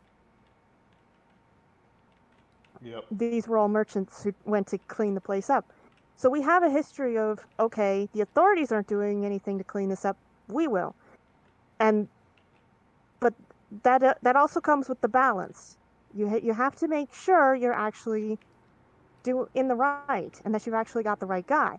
Now, the Vigilance Committee, the vigilantes in San Francisco, were pretty even-handed, and they kept it together. They took over the places that were vacated by the crooked officials. But of course, in some places, the vigilantes weren't so, what's the word, discriminate. Righteous. And one instance was, I think it was either just before or after World War II, Rock Springs, Wyoming. The triads moved in. The people went to the, you need to get these people out. The local government said, can't do anything. So they went to their congressman and they went to their senator. And they each said, nope, can't do anything. And finally, the people of Rock Springs had had enough. And they went and shot every Chinaman they could lay eyes on. The authorities came in and said, what happened? And the people of Rock Springs, nothing. And that cleaned up that problem. But again, you have the problem of how much is too much. And that is pretty much where Death's Shadow comes down in, is he's dealing with the moral implications of, yes, he's got an edge. He can tell when someone is about to be murdered. So the person he's going to fight is someone he can't afford to be lenient with. But at the same time, he has to wonder, how long can I keep this up before I hit the wrong person? So he's to come to the balance and understanding of, yes, you don't want to go overboard, but you might be fighting yourself and being a bit scrupulous here when you don't need to be. So that was the main attraction for me for writing Death's Shadow. And it's a good conflict because it's one like I think that Tolkien I'll put it like this. You know, in ye olden days when we had when the Pulp Rev Superversive movement was getting off the ground, and I don't know if you remember him, but Jeffro was the face of the Superversive, or of not Superversive, of the Pulp Revolution, right? And he wrote a terrific book, which I highly recommend to all of you, called Appendix N, which was him reading through and reviewing all of the books in Gary Gygax's Appendix N that he claimed inspired Dungeons and Dragons, and reviewing them. Uh, and I recall Jeffro mentioning that I'm trying to think of how to put it. He mentioned that when you read Solomon Kane does things for revenge. He is very explicit about it. He is doing this because this person is evil, and someone needs to kill them because they just did something horrible, right? One of his And first lines is, "Men will die for this." yeah, and Robert E. Howard, like Solomon Kane, is a Christian, explicitly. Robert E. Howard apparently does not see any sort of issue here, right? He doesn't see he doesn't see a tension between killing bad people due to revenge and Christianity. However, I always thought that the riddle was kind of solved best by Tolkien, and it's one of the reasons I contrast Tolkien so much with the draft dodger George R. R. Martin, right? Or even like a Nietzsche, you know, who idolizes power, right? And again, who never fought a day in his life. Now you have Tolkien. Tolkien was not only a veteran. Tolkien was a veteran of the front lines of World War I. All of his friends died around him. Like, he wasn't just a veteran. You could not, there is no way that you could say that Tolkien didn't see the absolute worst that war had to offer, right? Like, he saw it. He was there. And he suffered for it. You know? Oh, yeah. He wasn't just in a war. He was in one of the most brutal wars in history. And he wasn't just in it. Like, he was on the front lines, and people he was close with, a lot of them died in that war, right? Yeah, he was And at the Somme. And yet, Tolkien writes essentially a war story in The Lord of the Rings, right? I mean, that's what it is. At least half of the book is. I suppose Frodo's half isn't really a war story, but yeah, it's a war story. It's a war story of the mind. Yep. Yeah, I suppose. And even half of that book, like, there's a lot of battling and fighting in it, but Tolkien is able to portray this even in a heroic way, but he finds the balance. He works out the riddle, in my opinion, in one of the great lines in all of fiction, when Faramir says, "I love not the sword for its sharpness or the arrow for its swiftness. I love only that which they defend." And that's it. That's the answer, right? Tolkien recognizes that war is horrible. And if you were to try and argue it with him, he could legitimately laugh in your face, because he knows firsthand, more than draft dodger George R. R. Martin, more than Nietzsche, who never fought a day in his life. Tolkien knew how horrible war was, but he also knew that even at its worst, it was sometimes still worth fighting to save the things that we love. Yeah, Chesterton had a line about it too. He said, "The true warrior does not fight because he hates what's in front of him. He fights because he loves what is behind him."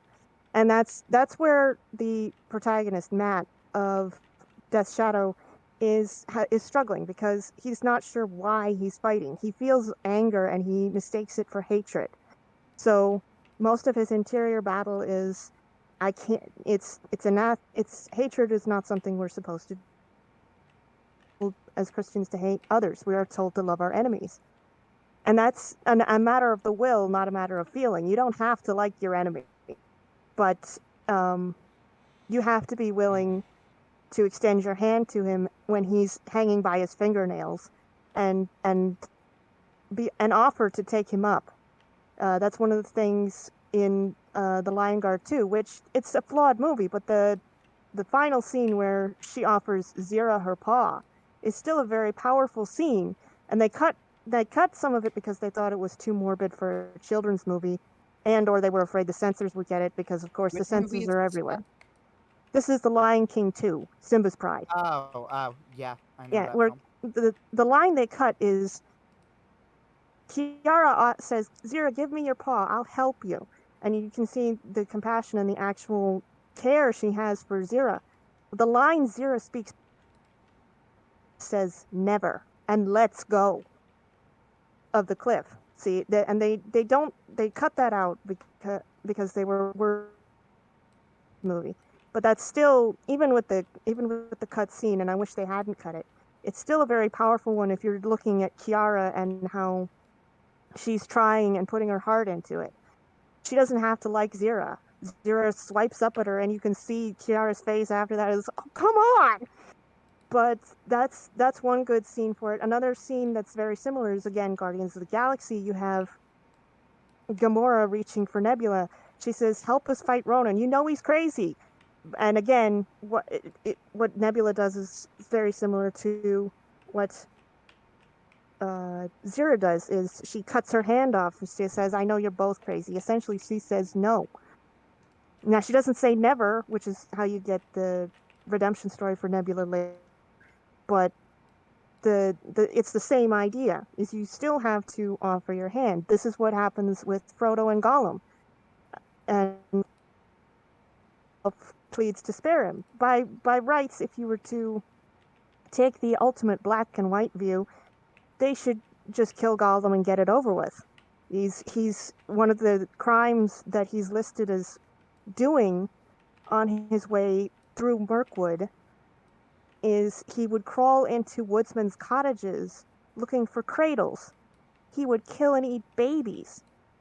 So even if you go beyond, even if you don't count his hundreds of years of killing and eating orcs and fish, his murder of Deagle, he kills innocent babies and he cannibalizes them. But still, even with this, Gandalf says no. When Frodo says to Gandalf in the Mines of Moria, "What a pity Bilbo didn't stab him." Oh, that's in the movie. It's earlier in the book. What a pity Bilbo didn't stab the vile creature when he had the chance. And pity and mercy not to strike without need. "Well, Gollum deserves to die. I don't feel any pity for him," says Frodo. "You have not seen him," says Gandalf. "Well, I don't want to see him." "He deserves death." "Deserves it? I dare say he does," says Gandalf. "There are many that deserve death, and some that die deserve life. Can you give that to them? Then be not too rash to deal out death in punishment." And this is where we keep circling back to Marvel, but they're very, very good at this. This is where the Punisher comes in. The Punisher is very, very black and white. He is. I put it in a post on my newsletter some time back. He's a man who has tried to become. He's the worst. He's the nightmare out of the vigilantes, really, because you could characterize the Avengers as or a paralegal force. They have a charter. They have dotted the I's and crossed the T's of making themselves a legal club, essentially. This is why they turn in any villains they capture to the police. It's now up to the police and the justice system to deal with them. And this is why they don't typically kill their enemies. It's apart from the fact that the writers, when the audience really likes a character, they always drag it back. Like Moriarty was dragged back for Sherlock, and Sherlock himself was dragged back. When the audience clamors for them, you're kind of stuck. But part of the reason the Avengers, especially some of their members, are particularly skittish around killing, want to turn into the Punisher. The Punisher is a man living in hell. He has driven himself insane trying to fight the ultimate Hydra, because it's conquered in how many gangbangers he kills. It's always conquered in the human heart, because that's where the real battle lies. So for Death's Shadow, that's kind of where I went, in that Matt is struggling with that, and even though the Punisher is not real in his universe, there are plenty of examples throughout history of people who acted like him. infamous murderers who went completely overboard. So Matt's struggle is the struggle of someone in a righteous cause who knows he has to fight, but how far can he go before something bad happens? Something irreparable. Yep. Yeah, like when I'm writing Pinkerton's Ghosts, I'm always struggling with this conflict and where to go with this conflict. Personally, the best I've ever seen it handled is in the anime Trigun, which I highly recommend. It's very, very Christian story, very Catholic story. I think I would even specify, but not that I'm not sure if I would say that there's anything particularly Catholic distinctive. There's just a flavor, you know. Uh, but it tackles this idea very, I think, brilliantly, and I do think that superhero stories sometimes suffer from it. And again, sometimes it's not their fault, right? Like you said, there are censors and things. So, but like I consider the way that Batman as a comic most of the time, not all of the time, most of the time, I think it's handled in a fairly juvenile way. Uh, there are exceptions in the long, long, long history of Batman, but generally I'm pretty unimpressed with how the story beat is handled in Batman. Trigun handles it, I think, incredibly. Uh, but even in my stories, like I think like my second story, I've been trying to deal with this tension of when is it okay for Sean to kill someone? Because the whole point of the character of Sean is that he is trying to now live his life as a redeemed man, a faithful Catholic loyal to the teachings of the church, and the way that he's living out his redemption is working for the paranormal Pinkertons. And Mm-hmm. early on in the story, it's he won't kill somebody who isn't a threat to him, but directly shoots and kills people who are a threat to him. And that was originally how I was trying to do it. If you were a threat to him or somebody else, he would kill you. But if you were not, then he wouldn't. And that was the rule. Later in the story, I was trying to show Sean, it's the pressures of the job are slowly starting to get to Sean, as well as the fact that despite not even really wanting to, Sean is starting to kind of enjoy life again. He has a girlfriend who is about to become a fiance. Right, things are turning around for him, and this pressure is getting to him, and he kills a man who is not a direct threat to him. But even there's ambiguities in the moment, because the man that Sean kills in that moment is somebody who is part of a team of people that are actively trying to kill him. Now, this man that Sean kills in the moment is not a threat. He is a guy who Sean literally has as a captive at that moment, and then he slices his throat. But when I don't think that there's anybody who would read that scene and outside of Sean saying that it bothered him and say that Sean did anything wrong. Because the people who he is killing in the story have explicitly murdered multiple people, on screen, as it were, and are part of an organization that we have identified as explicitly evil, and even as Sean is holding him, has threatened somebody who Sean loves. So, Mm-hmm. what did Sean do that was wrong there? And Sean would answer, well, I didn't need to kill him. And I did. But how wrong is it? Like, Solomon Kane wouldn't have hesitated, is I guess where I'm, right? Like, Yeah, Solomon Kane would like, he has to die. Jack Solomon doesn't Kane in his own hesitate. way. Sorry. And in the story, it's contrasted with Jack Morrow, who is like, yeah, no, this is war. Somebody's gonna die. Better not be you. The goal, as Patton said, is to make the other guy die. Mm-hmm. But that is Solomon Forerunner, or if you will, I described it in an essay on my newsletter as an old god, if you will. The pulp heroes, in some ways, are the old myths and legends of modern writing, whereas superheroes are more knightly, more chivalrous.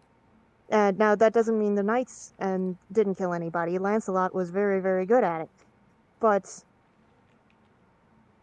the thing is there, too, you have to figure, there's always a balance, and sometimes the situation is such, some people have more trouble figuring out where the balance is than others, and some people, you've got to wonder if they're even paying attention.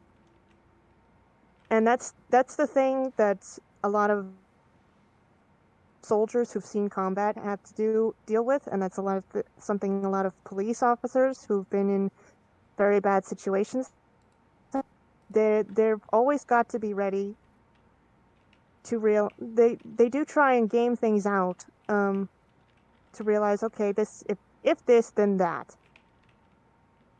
And the main idea is it's no sin to save your own life. The problem is how you do it. If you're dealing with somebody like Zira or like Nebula, do you reach out even though you know that they're very likely to try and reach up and stab you if they accept your hand? And fiction is a good place to game some of that out, but in real life, fiction is a help. It is not a sure road sign. And yeah. So it's kind of hard to figure that out sometimes, even in stories.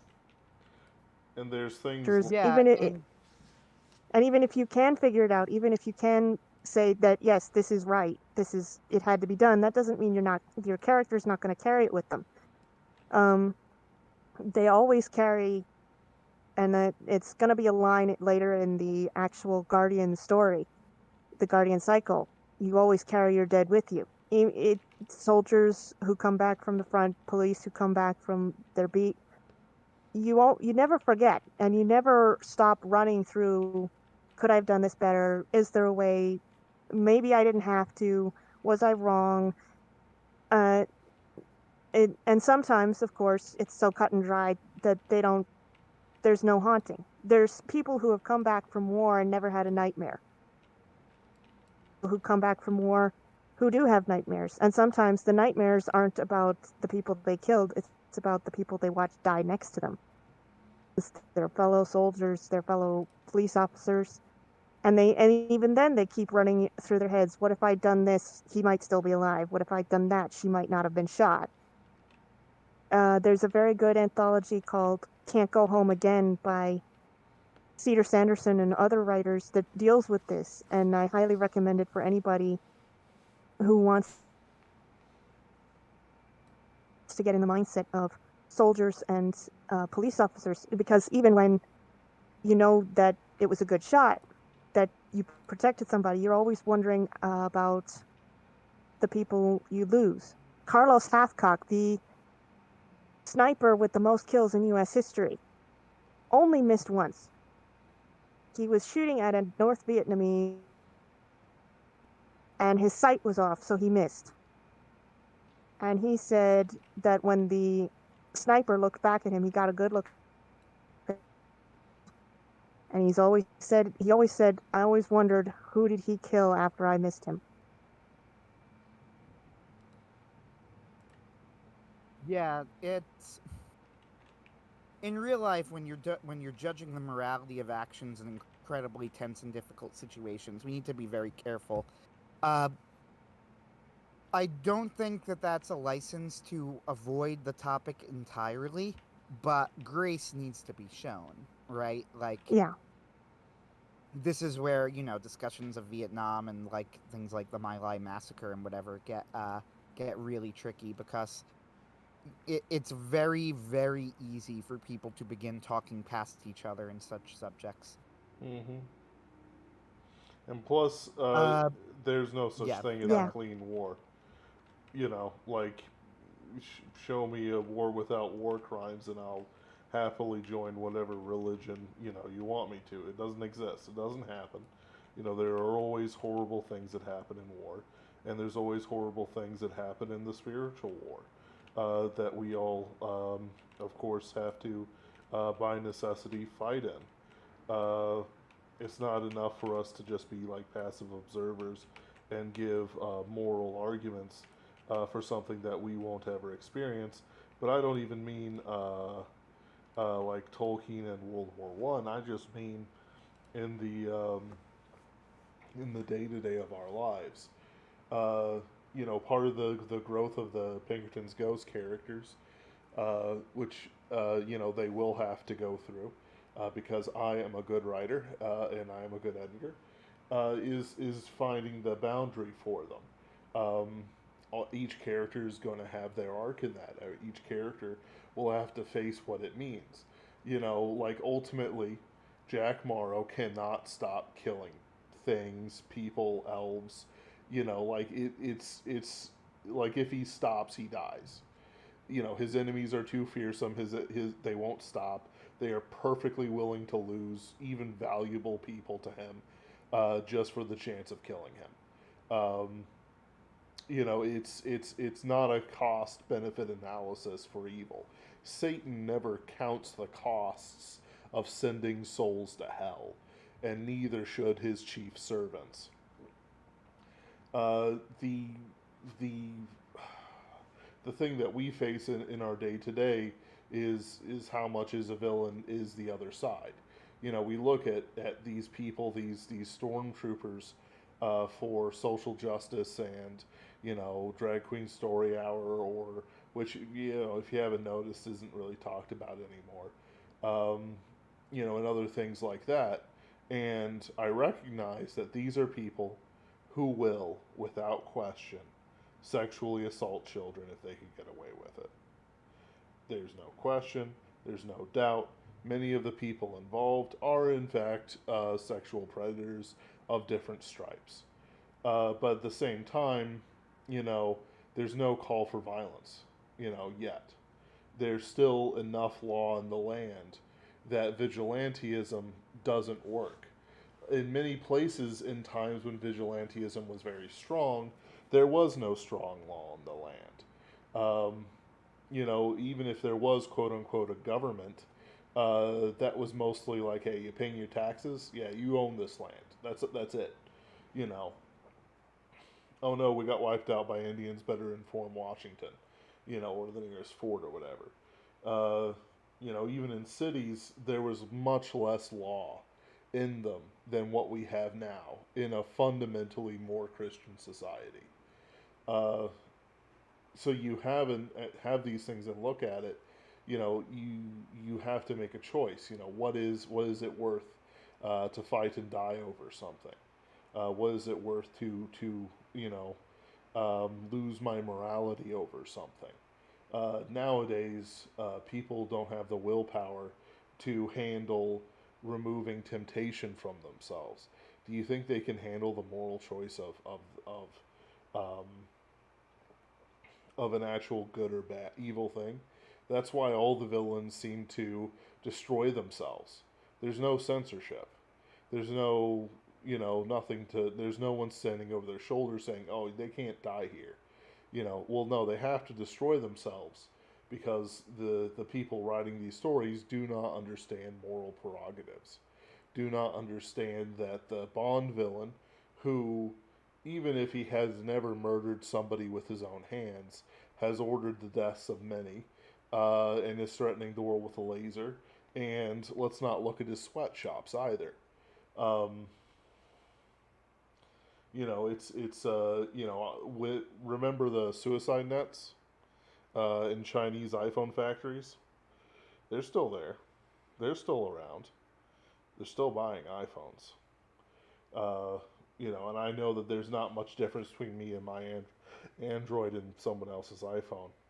But the ability to determine moral conundrums and decide what's right, what's wrong, is more important than the outward appearances of a lot of these things. In the end, I firmly believe that Jack, Sean, and Jim and Pinkerton's Ghosts are absolutely in the moral right in many of the horrible acts they have to defend themselves from and kill their enemies over. Otherwise, uh, we have to answer that question. We cannot leave a protagonist's moral compass up into the air. Otherwise, he can do whatever he wants. And that's leftism. Disgusting, disgusting Satanism. The question is always what can you live with, and that's all should always be in stories. It's always fun for me to see figure it out where they figured out their line, because, and this is, Anthony will see it in the Guardian, which, let me see if I remember what I titled it. Yeah, part 1, Discovery. And it's always, it comes down to a choice. You may not want to do it, but do you have to? If you have to, there's no other way around it. That doesn't mean, of course, that it's easy to carry. For some people it might be, for others it might be. There's a saying from Cowboy Bebop, you're going to carry that weight. Yeah. Yeah. Cowboy Bebop is one of the better examples of, I think, PTSD in fiction I could think of. Yeah, and you do thing is you have to carry it, and you have to, as Sam Wilson put it in The Winter Soldier, are you going to put it in a big bag, or are you going to keep it in a little... Thing is to figure out how to do it without, turning around and suddenly somebody gets smacked with this huge bag you're carrying, which is the point. Do you need to carry it in a big bag and run the risk of hurting other people, or do you want to carry it in something small that nobody else notices, even though you never forget? And that's the fun thing for me about fiction, and that's one of the fun things about Contact Angeles, the Guardian cycle, is figuring out, okay, how do I carry this without overbalancing or smacking someone upside the head? And that's a big thing for Death Shadow, is he's struggling with that. It's like the bag gets big and then it gets small and then it gets big again. And I will say, I will defend the ironic death for the villain, the Lion King, where the evil that you do comes back for you in the end. When someone makes himself or herself a void, essentially joins with the abyss and becomes something of a primeval force of evil, like the Joker. This was Professor Geeks. I don't know if you've followed him. He's a professor who talks on his channel about specifically comics. He uses them to teach mythology and storytelling. But his point was that the Joker is a primeval force, something like an old god that comes back and tries to tempt Batman over and over again into breaking his code. So you've got villains like that are in some sense perennial because they're the corporeal form of a devil. And then you've got others who, I'm trying to think of one who would qualify. Perhaps that's it. The doctor with the gold tooth in Full Metal Alchemist. The one who Pride kills to open the gate for Mustang. Oh, I know. I can't remember who it is, but I know who you're talking about. Yeah, he's killed in an ironic way. He thinks he's in control, right? I'm the one with all the control. Bradley, you did exactly what I wanted. You just as well as I trained you. He takes credit for what Bradley is, and in the next instant, Pride stabs him. So there is a place for the ironic villain death, the death where Pride, which the Doctor was actually exhibiting when he praised Bradley. Pride is what kills Pride, the homunculus. It is his own pride and the homunculus with the same name that is responsible for the Gold-Toothed Doctor's death. I don't know his real name. I only know the description But there's always a place for that because it really does happen in real life. Who killed Nero? Himself. But an artist dies in me. Exactly. So there's a place for the ironic villain death, but if you overuse it and it's the only way out, then that shows that you've kind of put yourself in a corner and you're either not willing or have stopped looking at. You put yourself in a box and you haven't thought about how you could own this and have the hero deal them in. Yeah, I think to me, part of the problem with this whole conversation is I do think that it's worth having the conversation, if that makes sense. Oh, by the way, Bradford Walker mentions Jeffro has since gone on to organize a similar movement in tabletop RPGs and has a new book all about it from Pylon Press. Ben, maybe I'll contact him. We'll see if we can have him on the show. I'd love to. But anyway, I do think it's something that's worth talking about. So I don't think that it's enough to say, well, things are difficult, so we need, like war is a very hard thing, so we can't discuss right? Like it's not fair to talk about if we did something wrong, if that makes sense. Right. But it gets very difficult. Like it's finding that balance because I totally agree. Like it's absolutely not fair to judge people for things that are being done in these very harsh conditions, but at the same time, I don't think it's enough to go, well, then we can't talk about it, right? Like, the My Lai massacre is an example of this, where we could say at the same time, on the one hand, I get why you would have done what you did, but on the other hand, we need to make sure that the situation never deteriorates to the point where something like the My Lai massacre happens again. You know, and there are reasons, there are not excuses. Mm-hmm. Exactly.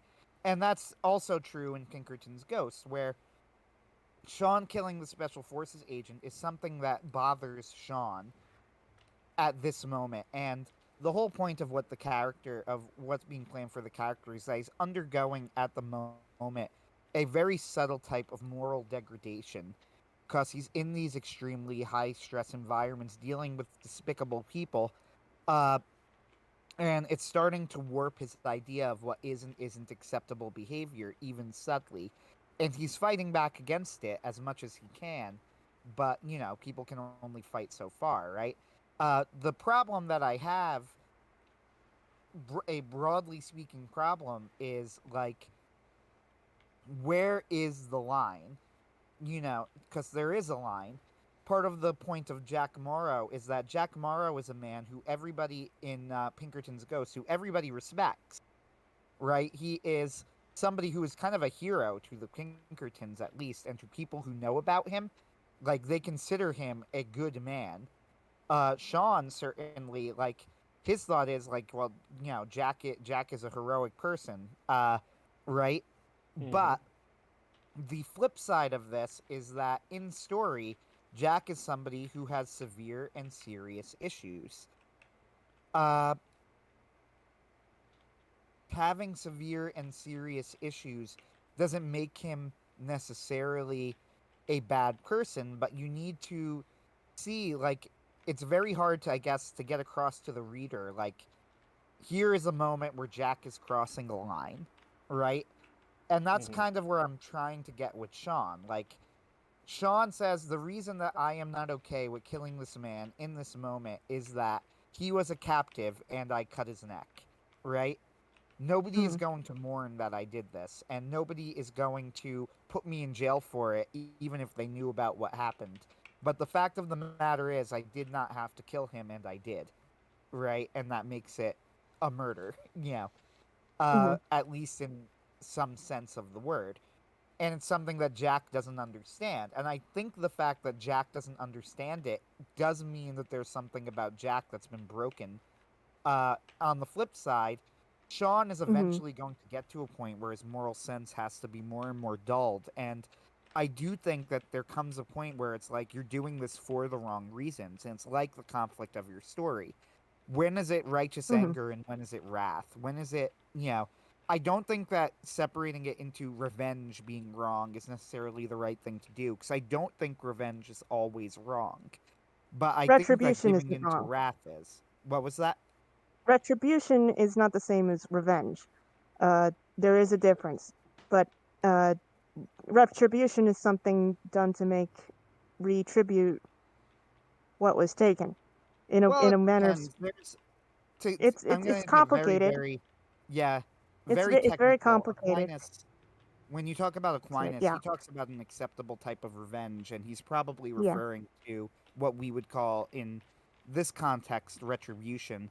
But it's the reason that I hesitate on saying that yeah, revenge is in itself always wrong. yeah. Like, is it? I'm not so The sure it about all that. depends on circumstance. It all depends on circumstances and intent and a lot of other factors. And the thing too to remember is that sometimes someone can do something that appears callous. This is something someone I know was talking about. It's one thing for if a werewolf hunter goes up against a werewolf and he's taking in all kinds of facts about the situation and he acts coolly and calmly, he's going to have an entirely different outlook than the civilian who would run away from a wild boar. And the civilian would be right to run away from a wild boar as much as from a werewolf. One, there's probably 30, and they can eat you down to little bitty bits of bone. So, and this is a dichotomy that a lot of Hollywood doesn't get right, either on purpose or they're simply trapped, is they don't stop to think about the difference between mindset. The soldier is trained to make the other guy die for his country. So he has an entirely different threat assessment from the civilian who just clocked out of his job, and the most combat experience he has is dueling with HR, which is a skill all on its own that the soldier might not be so capable at handling. But put him in the soldier's place and the soldier in his place, you'll be lucky if the civilian survives, and you'll be lucky in a manner of speaking if the soldier survives. It's different mindsets, and someone doing something apparently callous and not realize how much it affects that person. There's a scene from Jim Butcher that still gets me. There's two scenes actually, one at the beginning and one at the end. The first one is is when his ship, the Predator, engages an enemy ship, and he loses men in the battle, but the other ship is destroyed. So he goes to his cabin after this. He's reassured the men they're going to take care of the ship. Everything's fine. They can limp home. He goes to his cabin. He sits down on the bed, brings his knees up to his chest, hugs his knees, and puts his chin on it and shakes. And during the story, a girl who's part of a guard for the home spire where he lives had to kill somebody because she and a bunch of other people were in position of being trapped. And this, you were just saying, she didn't realize rescue was so close. And in this, given what she knew at the time, she pulled the trigger and she killed a guy.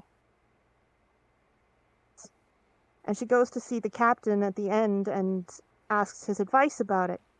And she says, "How can you be so calm?" He says, "I'm calm right now because I have to be to make sure everybody's okay. In a few hours, I'm going to be a shaking mess." When he's essentially got the door closed to his cabin and he knows he's alone, no one's going to see him, he's going to do exactly what he did in the first fight. He's going to go sit on his bunk and shake and let out the tension. And he says, and she brings up the incident. She says, and help was like 5-10 minutes away. I still killed him. And he says, "Did you know that at the time?" "Well, of course not," she says. "Then stop beating yourself up." He says, "But no buts." He says, "You did the best you knew to do it. If you keep dragging up what you didn't know at the time and beating yourself up over it, you're not going to get anywhere and you're just going to hurt yourself." Now, that's not the same kind of thing with Sean's action here. Sean's action is very, very different, and it's definitely going to bother him. And it's definitely the start of a slide into moral ambiguity. And that's always dangerous. How he gets out, if he's supposed to get out, well, you're the writer, Anthony. I'll leave that to you. Yeah, it's you're right. It's the subtleties of all of these different situations, and it does get subtle. But the flip, what I want to get at too is that I am not a relativist, so I don't believe that there is going to be a situation where you say, well, I had to do this gravely immoral thing. Well, if you're calling it gravely immoral, then you did not have to do it. Mm-hmm. Right? Like, if people who do things that are horrible, they don't say that they did a gravely immoral thing. They say, I saved someone, or I was going to die and I did what I had to, at best. And even then, that's not always an excuse. But if you're calling what you did wrong, like, there's no. You can't do evil even if you think that there is some sort of good that's going to result from it. And for the last thing, since we've been discussing Marvel, it's come up repeatedly throughout the discussion, and we're at the end of this conversation, but I wanted to bring one other thing up because it struck me very recently with the new Guardians movie coming out, how good of a comparison this was. Have you ever seen the WandaVision show, by any chance? No, and I don't think you want me to start on that because I will tear it apart. I hate the Oh, comic yeah, arc I it is remember based you on, hated it. and Right, I right. will Because you're a tear the fan of show apart. because you were a fan of the character, I'm and a fan of the you're Scarlet. right, you shouldn't watch it. I don't recommend it, but No. here's the thing, and here's what I would say about it. Like, I actually liked it up until the last episode. The last episode was a farce, honestly. But Oh yeah. there is a truly horrendous scene, like at the end of the episode. So Wanda has been driven mad by grief, which has caused her to enslave this town, and then she frees them. But Monica Rambeau, who is one of the characters, it doesn't matter, side character on the show, goes up to Wanda and says, "They'll never know how much you sacrificed for them." And like, that's a jaw hit the floor line. It's like, how much you sacrificed. They weren't slaves, and then you enslaved them, and then you stopped enslaving them. Like, what? Yeah. But Yeah, I'm not just a fan. Yeah. Sorry. This is the really amazing thing to me, though. I was thinking with the new Guardians movie coming out. Now, I'm not going to be watching the new Guardians movie in theaters because of James Pedophile Party gun, right? For people who don't know, he was at a pedophile themed party where people would dress up as children, and they have photographs of this. And for that reason, I'm not going to support anything that the man does.